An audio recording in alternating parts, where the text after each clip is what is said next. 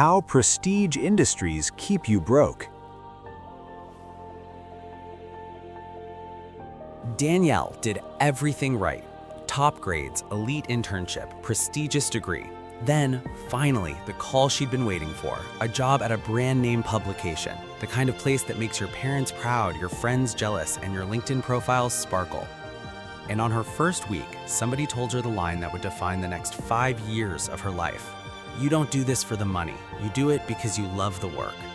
At first, it sounded noble, almost romantic, like she was being initiated into a higher class of worker, not just an employee, but a believer. Then came the math. She had $87,000 in student debt. She was working 60-hour weeks with no overtime, and her rent, because of course she had to live near the city, near the office, near the life she was supposedly building, ate up 60% of her income. So Danielle had the dream title, the dream employer, the dream identity. But in real life, she was one emergency away from financial collapse. And that is the scam. Because in a lot of prestige industries, media, fashion, nonprofits, academia, politics, film, even certain corners of tech and finance, passion is not just admired, it is monetized. It is extracted and it is used to make smart, ambitious people accept compensation packages that would feel insulting in any less glamorous job. Here's the lie. If a job is prestigious enough, meaningful enough, or culturally admired enough, then the money doesn't matter as much. That's the psychological trick. The industry tells you that your compensation is not just your paycheck, it's your mission, your identity, your access, your resume line, your future options, your proximity to power. In other words, they don't just pay you in dollars, they pay you in psychic income. And yes, that idea is real. Researchers have found that passion-driven work can create a passion penalty, where workers accept lower pay and worse conditions because the work itself is framed as emotionally rewarding. Duke researchers found people considered it more legitimate to make passionate workers do extra, unpaid, or demeaning work, including work outside the job description. Stanford, reporting on sociologist Aaron Check's research, found employers preferred passionate applicants, partly because they assumed those workers would take on extra responsibilities without extra pay and still didn't recommend higher salaries. So when your manager says, "We all wear a lot of hats here," or "This is a calling," or "You have to pay your dues," what they may actually mean is, "We believe your emotional attachment makes you easier to exploit." That sounds harsh, but think about how these systems work. Who can survive low pay in a prestigious field? Usually people with family money, cheap housing through connections, a partner with a stable income, or parents who can subsidize the dream. Everybody else? They finance prestige with debt, anxiety, and delayed adulthood. So Danielle doesn't just have a job, she has a subsidy problem. She is subsidizing a luxury brand, her employer's prestige, with her own financial future. And the cruelest part is that when you struggle, the culture makes it feel like a personal failure.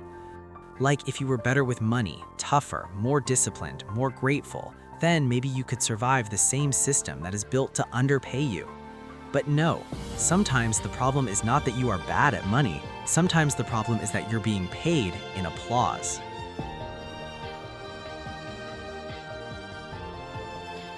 Now let's talk about the part almost nobody calculates.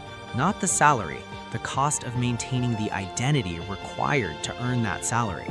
Because prestige jobs don't just underpay you directly, they also hit you with hidden taxes. Let's call this guy Aaron.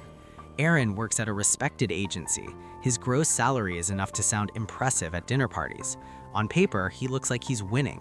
But Aaron is paying 3 invisible taxes before he even gets to build wealth. The rent premium. Aaron pays an extra $18,000 a year to live in the right zip code.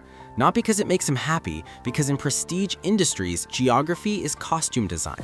If you live too far away, too modestly, too invisibly, it can signal that you're not really in the game. So Aaron rents closeness to status, closeness to the office, closeness to the social map of success. And this isn't fantasy. In expensive metros, housing can devour extraordinary amounts of income.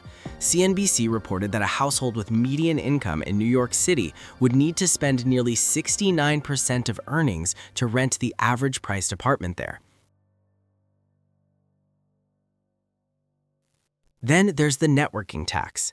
Aaron spends $2,400 a year on optional drinks, dinners, coffees, conference tickets, and the occasional Uber home from some rooftop event he absolutely did not want to attend. But in prestige industries, optional is rarely optional. Relationships are part of the job. Promotions happen in side conversations. Opportunities leak through weak ties. The person who gets staffed, recommended, introduced, or remembered is often the person who showed up after hours. Stanford research notes that socializing with coworkers outside work can have networking advantages that lead to career advancement, even as it creates personal costs and stress. So Aaron is not buying drinks, he's buying employability. And then comes the most embarrassing tax of all, the status tax. The wardrobe that says competent, the grooming that says polished, the phone, laptop, watch, bag, haircut, skincare, shoes, dental work, gym membership, and minimalist accessories that silently communicate, I belong here. Why does this matter? Because people judge competence from appearance faster than they judge content. Princeton researchers found that subtle clothing cues associated with higher economic status cause people to rate the exact same faces as more competent in milliseconds. That means Aaron is not just buying clothes, he's buying protection from being underestimated. He's buying a costume that reduces friction. And the bill is enormous. True hourly rate reveal. Now do the math. Let's say Aaron makes $95,000. Sounds great. Now subtract $18,000 rent premium, $2,400 networking tax, $5,000 plus in wardrobe, grooming, and tech replacement costs. That's over $25,000 gone before regular life even starts. Now divide what's left by the actual hours worked, because prestige jobs love 55, 60, even 70-hour weeks. Suddenly, this elite career can pay less hour for hour than a far less glamorous job with lower fixed costs and a normal schedule. Visible Victor versus Stealth Steve. And this is where the game gets even darker, because some people respond to this pressure by performing success harder. Let's call one of them Visible Victor. Victor leases the luxury car, posts the airport lounge, wears the watch, tags the resort, signals success in every direction because he believes visible wealth will convert into credibility. Sometimes it does, but it also attracts predators. And banks and security firms warn that affluent, visible individuals are attractive targets for highly personalized cybercrime, including whaling attacks, sophisticated fraud schemes aimed at wealthy people and executives. Publicly available personal information and social media activity can help scammers build convincing attacks. And beyond cybercrime, there's what I'd call the negotiation tax. When you look rich, people quote you like you're rich. Contractors round up, dealers stop discounting, service providers assume urgency, vanity, or indifference to price. Visible Victor doesn't just spend more because he wants more, he spends more because his image teaches the world to charge him more. Then there's Stealth Steve. Steve has money, real money, but he drives the boring car, wears the quiet jacket, keeps his social media thin, lets people underestimate him. And that changes everything. Because invisible wealth is harder to target, harder to guilt, harder to upsell, and harder to drain. So how do you escape a system that profits from your ambition? You stop measuring success by what the job says you are, and you start measuring it by how much freedom your money buys you. Here's the plan. 1. Calculate your true hourly rate, not your gross pay, your real pay. Take your salary and subtract the costs required to maintain the job: rent premium, networking spend, wardrobe and grooming, commuting and convenience spending, any I'm too busy to function expenses the job creates. Then divide by your real annual hours worked. That number is your truth, because a prestigious salary can be financially mediocre once you account for the identity maintenance attached to it. 2. Lifestyle freeze. When you get a raise, do not upgrade your life automatically. Instead, move 100% of the increase straight into investments. Not forever necessarily, but at least by default. Why? Because lifestyle inflation is one of the fastest ways to stay broke at a higher income. As income rises, spending often rises with it, which can delay saving, trap people paycheck to paycheck, and slow wealth building. So freeze the lifestyle. Let the raise disappear into brokerage contributions, retirement accounts, or debt payoff before your ego gets to spend it. 3. Contribution intensity. And if you're in your 30s or 40s thinking, great, I'm already late, it is not late. Yes, starting earlier is better, but late starters can still build serious wealth through contribution intensity, aggressive, consistent investing once expenses stabilize and identity spending is under control.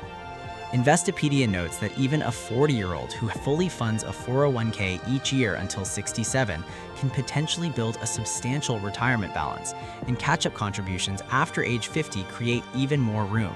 So no, the window is not closed. The strategy just changes. When time is shorter, precision matters more. Savings rate matters more. Waste matters more. You don't need a miracle. You need intensity. 4. Choose stealth over display. This might be the hardest one, but it's also the highest ROI. Stop using your money to make other people think you're doing well. Use your money to make sure you actually are. That means lower visible lifestyle inflation, fewer public status signals, more private asset accumulation, more negotiating ambiguity, more room to walk away from bad jobs. Looking poor, or at least looking unremarkable, is not about self-neglect. It's about refusing to turn your balance sheet into a public performance. It protects your wealth, and it protects your bargaining power.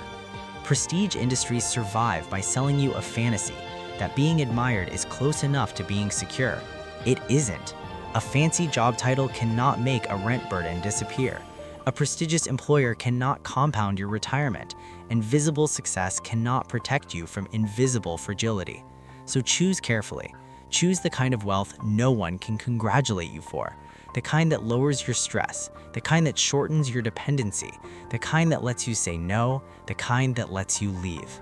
Choose invisible wealth over visible wealth, because visible wealth buys applause, invisible wealth buys freedom.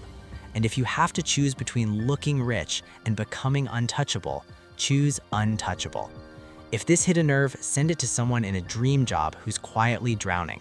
And if you want more videos on status, money psychology, and financial freedom, subscribe.